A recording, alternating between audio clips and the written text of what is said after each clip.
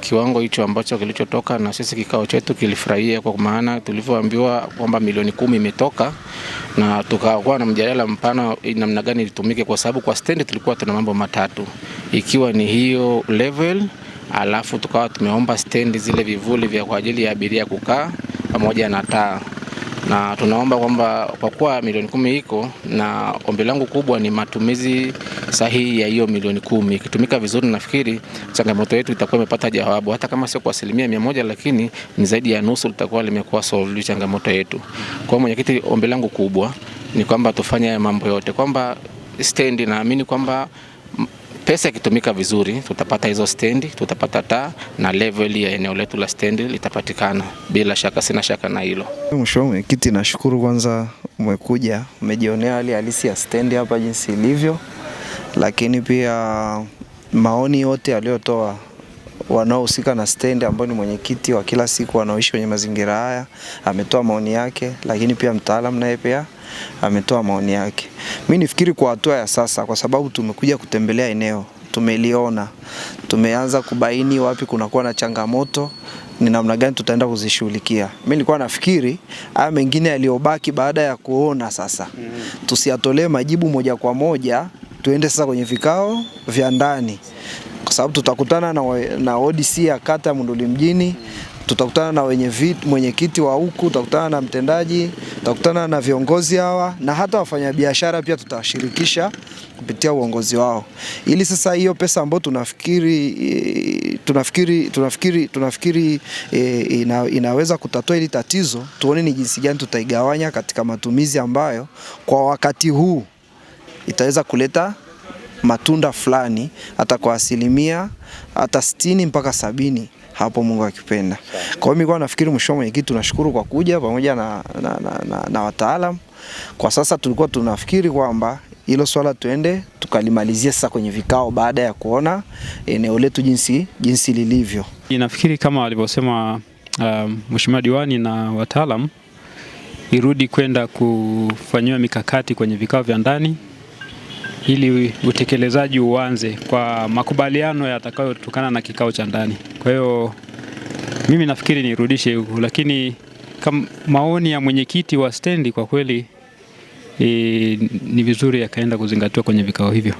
Sasa Mheshimiwa, sisi tunapokea maelekezo, tutakuja hapa na timu yetu kwa ajili ya kufanya makisio ya vyote vinavyohitajika, then tutarepresent kwenu, then nyie ndo mtaona kutokana na budget tulionayo na mahitaji yaliyopo kwamba priority itakuwa ni kitu gani. Halmashauri kupitia mapato yetu ya ndani tutatoa shilingi milioni 10 ili muifanyie mchakato, muone ni kitu gani cha kuipa kipaumbele kutekeleza. Kikubwa washirikisha wadau wote, ili tukija kutumia hizo milioni 10 wajue imefikia mahali gani. Lakini ni waahidi tu mwenyekiti, kwa kadri tutakavyoendelea kupata uwezo, tutaendelea kushirikiana kuboresha stendi yetu, kwa sababu ina manufaa mengi. Watu wetu wanaitumia, wafanyabiashara wetu wanaitumia, na sisi kama halmashauri tunapata mapato kupitia kwa nyewe wafanyabiashara. Kwa hiyo maona Mheshimiwa Diwani, wadau wote hawa walioko kwenye hii eneo hapa, ukifanya ODC waalike ili watoe mchango wao, muipe kipaumbele. Hebu fanyeni kitu ambacho hicho milioni 10 inaweza kufanya na ikakamilisha. Msina, naitwa Abdullahi Amiri Lema, ni mwenyekiti wa umoja wa wamiliki wa daladala ya ruti ya Monduli Arusha.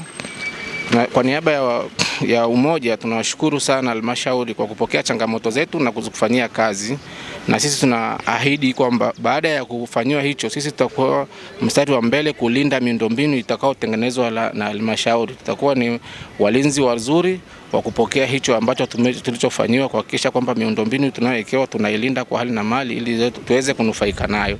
Tunashukuru sana na maelekezo yako mwenyekiti yatafanywa kazi, kwa maana timu yetu ambayo itakayoingia kwenye timu ya wataalamu itahakikisha senti moja ya pesa, kila senti itatumika ipasavyo kwa malengo yaliyokusudiwa. Nishukuru sana, tunaipokea kwa mikono miwili. Asante. Mkurugenzi. Mheshimiwa Mwenyekiti, kwa niaba ya mkurugenzi napokea maagizo yako na wataalamu, tunataka kukaa tufanye tathmini ya kila vipaumbele, maana hapa zimekuwa 4. Kuna hizo vivuli, kuna taa, lakini mwagiza mwenyekiti lazima taa 10 ziwepo. Hata tukienda kuwazaje, taa 10 lazima ziwepo. Hayo ndio maagizo ya mwenyekiti ambayo tumeyapokea na hata kufanyia kazi. Lakini vile vile wataalamu wetu nadhani ndani ya muda mfupi wanafanya tathmini kwamba je, ni nini gharama halisi ya ili jambo kufuka leveling hapa, hiyo draining system pale na hizo vifuli vya kusubiria nini magari, alafu tutaweka kipaumbele kwamba tunasipangilaje. Kwa mwenyekiti tunashukuru, tutaenda kufanyia kazi. Asante.